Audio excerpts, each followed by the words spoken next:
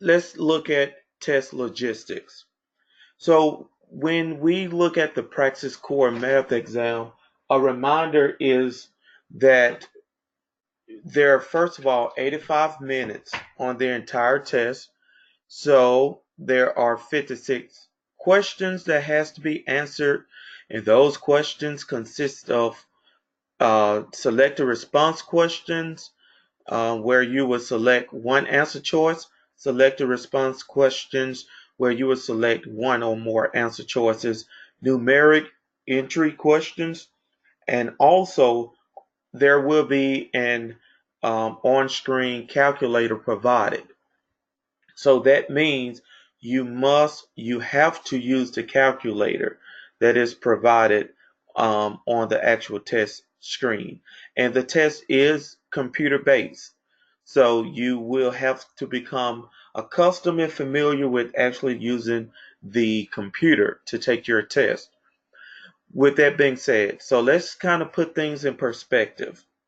So together there are a total of four different content categories.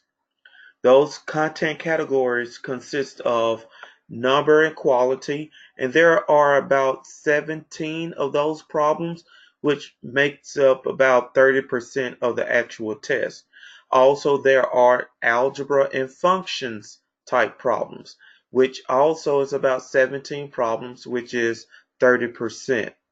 Then we have the geometry portion of the Praxis Core Math, which consists of about 11 problems, which is 20% of the overall test. And finally, the statistics and probability, which is another 11 problems, which is about 20% of the actual test. So, what does this mean? Well, with there being 56 questions and 85 minutes, that means we need to spend about 1.5 minutes per problem on every problem. So that means we have to buy our time when we are taking our test and using test taking strategies that we kind of go over during our Saturday sessions. Okay, next, let's look at some key concepts. Uh, since this webinar session, will focus on geometry, let's just talk about some of the key things we want to kind of put in the forefront of our minds as we are working the practice pretest problems this afternoon. So the 36 to 90 is a special right triangle. And this particular triangle, the hypotenuse is twice as long as the shorter leg. And the longer leg is the square root of 3 times as long as the shorter leg.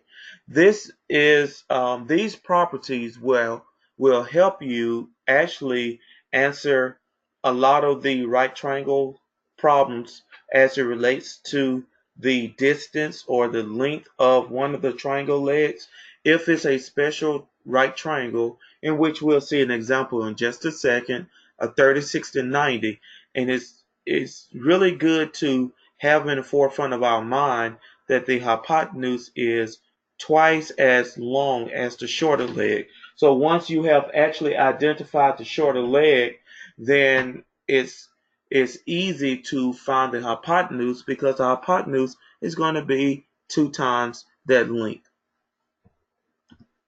All right, another key concept. Another key concept is the angle relations. There will be a problem on the test in which you may be given a transversal, or you may be given something similar to a transversal. And it's very important that we understand angle relationships inside that transversal. For an example, alternate interior angles, which are going to be the angles um, on alternate sides of the transversal, but also in the interior of the parallel lines. So as indicated by the red in our diagram, we could see that these two are considered to be alternate interior angles, which means these two angles are also congruent.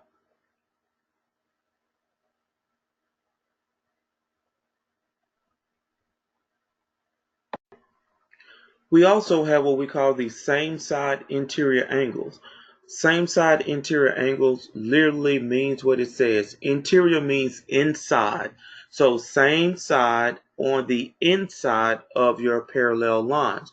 And these two angles form a linear pair, or they are supplementary, which means the sum of the two angles is 180 degrees. Then we have what we call the alternate exterior angles, alternate sides of the transversal and the exterior of the parallel lines. Then we have the same side exterior angles, which are on the same side of the transversal and the exterior of the parallel lines. All right, guys, let's talk about one more key concept that we'll need to be able to identify in order to answer the problems that we have outlined. Well, the first thing is the circle, and the circumference of the circle is the distance around the actual circle.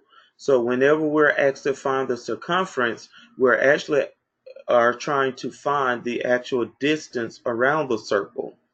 If they ask us or give us information about the diameter is the distance from one point on the circle going through the center of the circle to another point on the circle.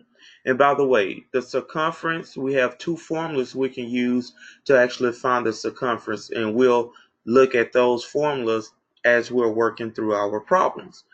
So then we have the actual radius. The radius is from the center of the actual circle to any point on the circle. At any point, please feel free to ask questions or uh, ask for clarifications or provide some sort of feedback. We're going to transition actually to our practice problems. So we have number one. Number one says the hypotenuse of a 30, 60, 90 triangle is 12 meters. All right, so this is where we want to utilize those key concepts we discussed. So we have this 30, 60, 90 triangle, which we know is considered to be a special triangle. So then it says it has the hypotenuse of 12 meters long. They want us to find the longer leg. If it will help you, I always recommend drawing some sort of diagram, drawing some sort of picture so that we could get an idea of what's going on in this particular problem. So let's call this our special right triangle. And let's call this our 30-degree angle. And let's call this one our 60-degree angle. So keep in mind that our hypotenuse is always going to be opposite of the square. So according to the actual problem, we see that the hypotenuse is 12 or equals 12. So that means we know that this side is 12 meters. Well, it's our job to figure out the longer leg. So if this is our hypotenuse, which is 12 meters, and we have 30 degrees here, 60 degrees here, then this side becomes 6, and this side becomes 6 root 3. Because according to our properties, we know that the longer leg is the third root of whatever the shorter leg is. So this answer's choice is A. So we can eliminate B, C, D, and E.